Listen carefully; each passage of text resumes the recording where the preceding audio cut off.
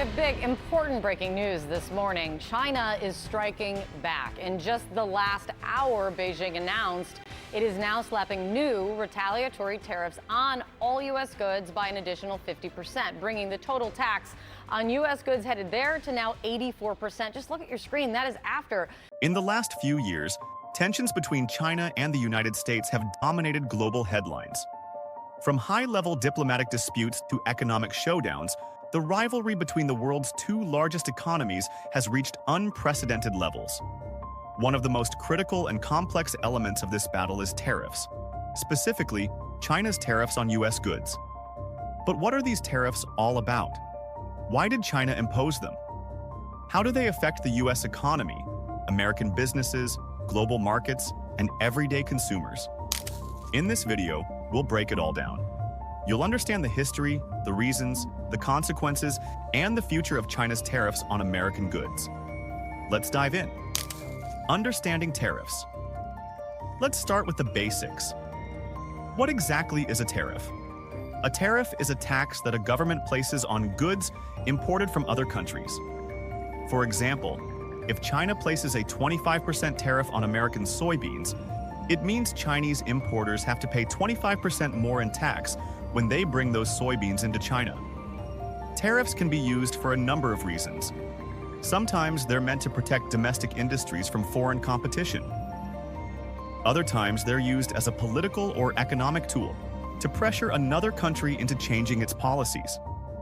In the case of the US and China, tariffs have become a weapon in a much bigger economic conflict. The US-China trade relationship. The United States and China have been major trade partners for decades. In 2022 alone, the total trade in goods between the two countries reached over $690 billion. The U.S. exports products like aircraft, soybeans, automobiles, and technology to China, while importing electronics, machinery, furniture, toys, and much more. This relationship has created both economic interdependence and significant tensions. While both countries benefit from trade, they also accuse each other of unfair practices. The U.S. has long criticized China for issues like intellectual property theft, forced technology transfer, currency manipulation, and trade imbalances. China, on the other hand, argues that the U.S. uses its economic power to suppress competitors and interfere in its domestic affairs. These tensions boiled over in 2018, leading to a full-blown trade war. The beginning of the trade war.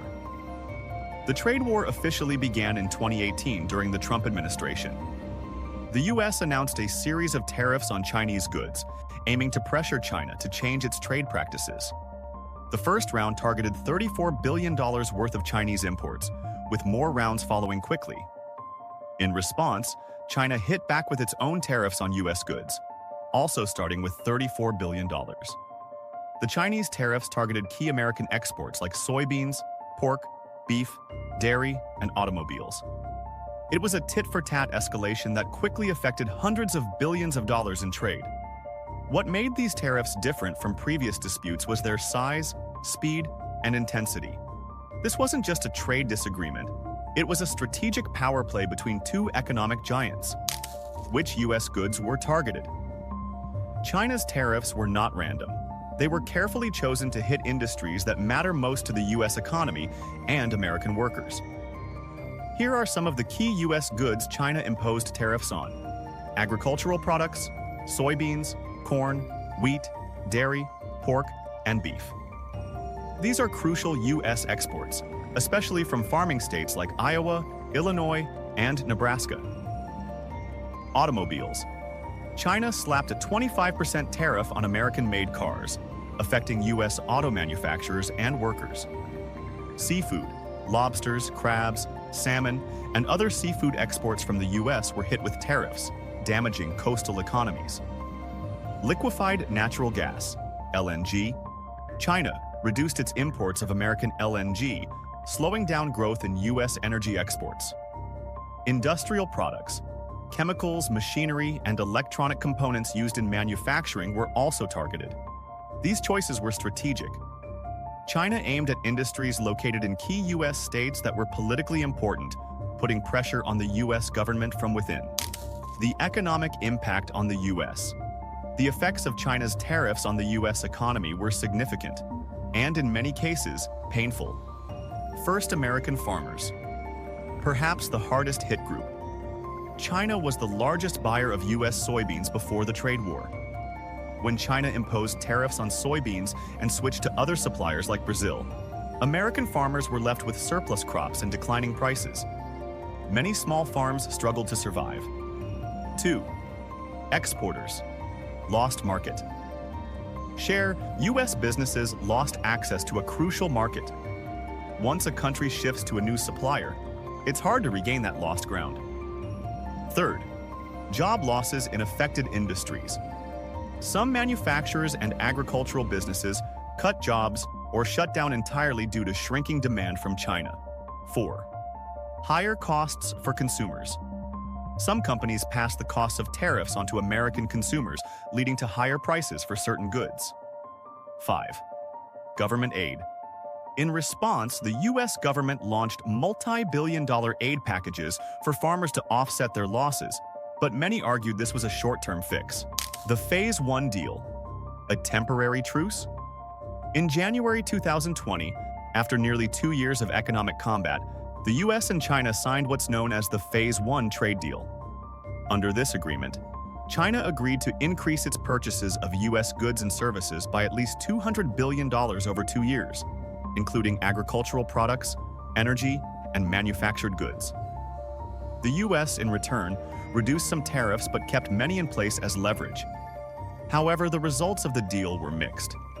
While China did increase some purchases, it ultimately fell short of the targets, partly due to the COVID-19 pandemic, which disrupted trade globally. Moreover, the core issues, like intellectual property, state subsidies, and technology transfer, were not resolved. China's long-term strategy. China's tariffs on U.S. goods weren't just a short-term reaction. They're part of a long-term strategy to reduce reliance on the U.S. and build economic self-sufficiency. Here's how. Diversifying imports. China started buying more soybeans from Brazil and Argentina. It looked to Russia and the Middle East for energy. This reduces its dependence on U.S. exports. Boosting domestic production. China invested heavily in local industries like agriculture, tech, and energy to make sure it can produce more goods internally. Strengthening regional trade. China signed major trade deals like the Regional Comprehensive Economic Partnership, RCEP, a pact with 15 Asia-Pacific countries. This strengthens China's role in the regional economy. These moves suggest China is not just reacting to U.S. tariffs, it's reshaping its entire trade strategy. The global ripple effect.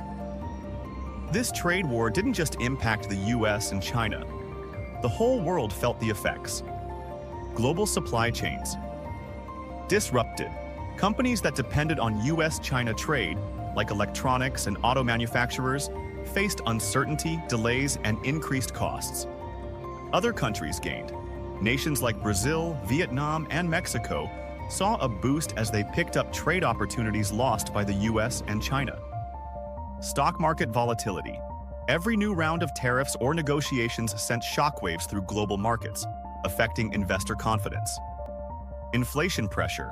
Tariffs contributed to higher production costs, which added to global inflation pressures, especially after COVID-19 and during the 2021 to 2022 supply chain crisis. The Biden administration's approach. When President Joe Biden took office in 2021, many wondered if he would reverse Trump's tariff policies. However, his administration took a cautious approach. While Biden criticized some aspects of the trade war, he kept most tariffs in place. Instead of removing them, his administration focused on pressuring China through alliances with the EU, Japan, and others, supporting domestic manufacturing through policies like the CHIPS Act and the Inflation Reduction Act, using tariffs as a bargaining chip in broader negotiations on human rights, national security, and technology. In essence, Biden changed the tone, but not the substance, of U.S.-China trade relations. What happens next? So, where is this all heading? 1. Tariffs. Still in place.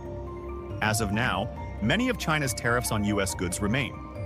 While there have been some relaxations, the trade environment is still tense. 2. No major new agreements. Talks between the U.S. and China have continued, but there's no clear roadmap for a comprehensive trade deal. 3. Strategic decoupling. Both nations are trying to reduce their economic dependence on each other, especially in critical sectors like semiconductors, rare earth metals, and advanced tech. 4th. Geopolitical tensions. Rising.